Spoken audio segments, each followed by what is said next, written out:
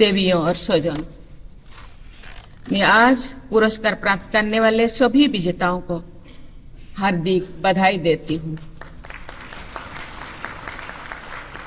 आप सबने स्वच्छता के राष्ट्रीय महायज्ञों में अपना योगदान दिया है। आप सबकी मैं विशेष प्रशंसा भी करती हूँ। हमारे शहरों द्वारा स्वच्छता की दिशा में किए जा रहे प्रयासों का आकलन करने और उन्हें प्रोत्साहित करने के लिए स्वच्छ सर्वेक्षण एक सफल प्रयोग सिद्ध हुआ है। मुझे ये जानकर प्रसन्नता हुई है कि वर्ष 2024 के लिए आवासन और शहरी कार्य मंत्रालय द्वारा विश्व के सबसे बड़े स्वच्छता सर्वेक्षण का आयोजन किया गया है। इस सर्वेक्षण में विभिन्न हितधारकों, राज्य सरकारों, शहरी निकायों तथा लगभग 14 करोड़ देशवासियों की भागीदारी सुनिश्चित की है। निष्पक्ष सर्वेक्षण द्वारा आकलन के आधार पर अच्छा प्रदर्शन करने वाले सभी निकायों का पुरस्कार हेतु चयन किया गया है। इन सभी प्रयासों के लिए मैं केंद्रीय मंत्री श्री मनोहर लाल जी और उनकी पूरी टीम की बहुत बहुत प्रशंसा करती हूँ। इस राष्ट्रीय अभियान में राज्य सरकार ने पूरी प्रतिबद्धता के साथ साझेदारी की है। मैं राज्य सरकारों के स्वच्छता प्रतिनिधियों की भी सराहना करती हूँ। स्वच्छता के क्षेत्र में कार्यरत सभी संस्थानों और संगठनों के प्रतिनिधियों की मैं प्रशंसा करती हूँ। ये समारोह स्वच्छता के जन आंदोलन का एक अनुष्ठान है। मुझे बताया गया है कि आज के पुरस्कारों के क्रम में स्वच्छ महाकुंभ के लिए स्पेशल मिशन अवार्ड प्रदान किया जाएगा। महाकुंभ 2025 विश्व इतिहास का सबसे बड़ा जनसमागम था। मुझे भी पवित्र त्रिवेणी संगम में अवगाहन करने का सौभाग्य मिला था। महाकुंभ 2025 में स्वच्छता और श्रद्धा का अद्भुत संगम भी देखने को मिला।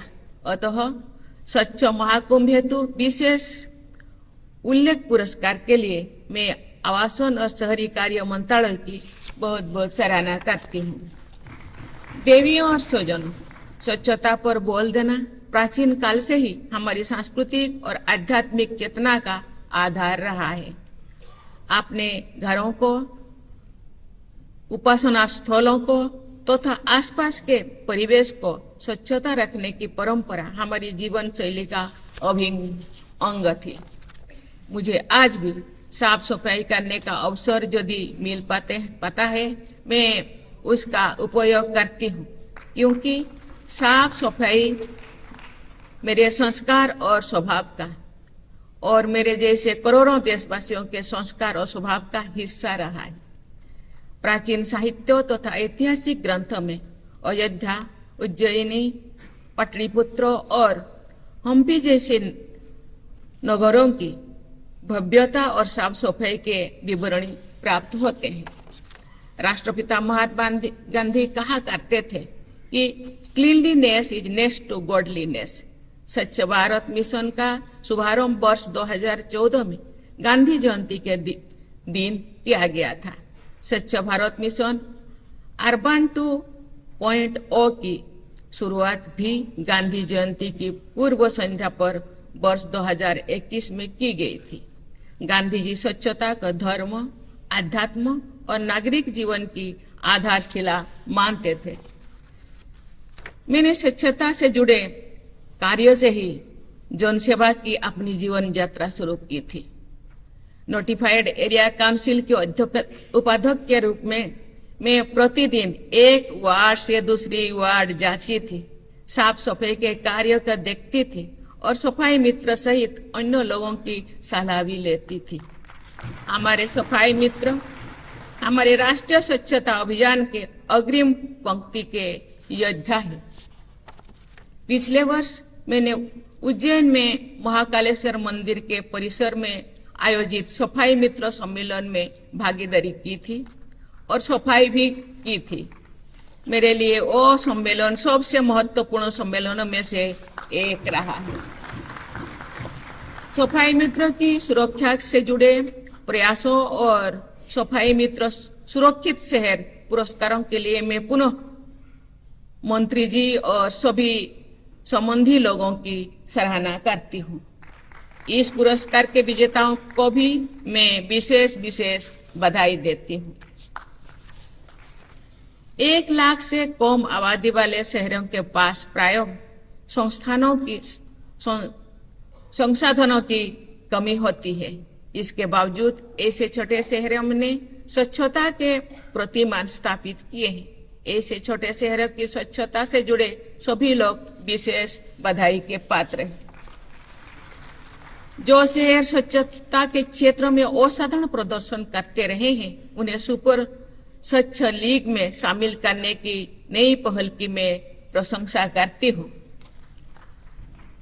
हमारे विद्यार्थी स्वच्छता को जीवन मूल्यों के रूप में अपनाएं, इस उद्देश्य से स्कूल लेवल असेसमेंट की शुरुआत की गई है। इस प्रयास के बहुत लाभदायक और दूरगामी परिणाम होंगे। इस तरह के अनेक नवीन प्रयासों के लिए मैं पुनः आप सबकी सराहना करती हूँ। देवियों और स्वजन, किसी भी वस्तु का कम से कम मात्रा में उपयोग करना, बार बार उपयोग करना, पुरानी हो जाने पर उसे वस्तु का किसी दूसरे काम में प्रयोग करना, जो था फेंकने और व्यर्थ करने से परहेज करना हमारी जीवन शैली रही है। सर्कुलर इकोनॉमी के मूल संविधान तथा रिड्यूस, रीयूज, रिसाइकिल की प्रणालियों भी हमारी प्राचीन जीवन शैली के आधुनिक और व्यापक स्वरूप है। मैं धन्यवाद देना चाहती हूँ। इसी सिद्धांत के प्रमाण स्वरूप मुझे आज मोमेंटो भी दिया गया है, इसलिए मैं मंत्री महोदय को बहुत बहुत धन्यवाद देना चाहती हूँ। उदाहरण के लिए जनजातीय समुदाय की पारंपरिक जीवन शैली में सादगी होती है। मैं मौसम या पर्यावरण के अनुकूल तथा सबके साथ साझेदारी करते हुए संसाधनों का न्यूनतम उपयोग करते हैं। वे प्राकृतिक उपादानों का अपव्यय नहीं करते हैं। ऐसे संस्कार, व्यवहार और परंपरा को मजबूत बनाने में सर्कुलरिटी की आधुनिक प्रणालियों को अपनाना आसान हो सकेगा। वेस्ट टू वेल्थ के संदर्भ में मैं ये कहा करती थी, वेस्ट इज वेल्थ। जिस चीज को सामान्यतया वेस्ट समझा जाता है वो वास्तव में मूल्यवान होते हैं। उस मूल्यों को जिन तरीके से उजागर किया जा सकता है उन पर अधिक से अधिक बल देना चाहिए। मुझे ये जानकर प्रसन्नता हो रही है कि लाखों महिला उद्यमी और अनेक महिला स्वयं सहायता समूह वेस्ट टू वेल्थ में जुड़े हैं तथा कुछ बहुत अच्छे उदाहरण प्रस्तुत किए हैं। देवियों और स्वजनों, वेस्ट मैनेजमेंट वैल्यू चेन में पहला और महत्वपूर्ण चरण के सर्च सेग्रीगेशन, इस चरण पर सभी हितधारकों तथा प्रत्येक घर परिवार को सबसे अधिक ध्यान देना है। मुझे ये जानकर प्रसन्नता हुई है कि वेस्ट मैनेजमेंट के क्षेत्र में देश के विभिन्न भागों में सफल स्टार्टअप्स आगे बढ़ रहा है। जीरो वेस्ट कॉलोनीज अच्छे उदाहरण प्रस्तुत कर रहे हैं। स्कूल में पढ़ने वाले बच्चे घर के बड़ों को स्वच्छता का सबक सिखा रहे हैं। देवियों और स्वजन, स्वच्छता के क्षेत्र में हमने अनेक उल्लेखनीय उपलब्धियां हासिल की है, लेकिन कोई कठिन चुनौतियां का सामना भी कर रहा है। प्लास्टिक तथा इलेक्ट्रॉनिक वेस्ट पर नियंत्रण करना तथा उनसे होने वाले प्रदूषण को रोकना एक बड़ी चुनौती है। भारत में प्लास्टिक के प्रति व्यक्ति खपत वैश्विक औसत के आधे से कम है। समुचित प्रयोगों के बल पर हम देश के प्लास्टिक एमिशंस को बहुत कम कर सकते हैं। केंद्र सरकार ने वर्ष 2022 में सिंगल यूज प्लास्टिक वाले कुछ वस्तुओं पर प्रतिबंध लगाए हैं। उसी वर्ष प्लास्टिक पैकेजिंग के लिए स्टैंडर्ड प्रोड्यूसर रेस्पॉन्सिबिलिटी के दिशा में भी सरकार ने जारी किए हैं। प्रोड्यूसर्स, ब्रांड ओनर्स तथा इंपोर्टर्स सहित सभी हितधारकों की जिम्मेदारी है कि इन गाइडलाइंस का पूरी तरह पालन करें। स्वच्छता से जुड़े प्रयासों के आर्थिक पहलू होते हैं, सांस्कृतिक आयाम होते हैं तथा भौगोलिक पक्ष भी होते हैं। मुझे विश्वास है कि बहुआयामी तथा समग्र दृष्टि के साथ संचालित स्वच्छ भारत मिशन भी सभी देशवासी मजबूती से भागीदारी करेंगे। सुविचारित और दृढ़ संकल्पों के साथ सभी देशवासी वर्ष 2047 तक जिस विकसित भारत का निर्माण करेंगे और विश्व के स्वच्छतम देशों में से एक हैगा। मुझे लगता है ये आज जितने लोगों को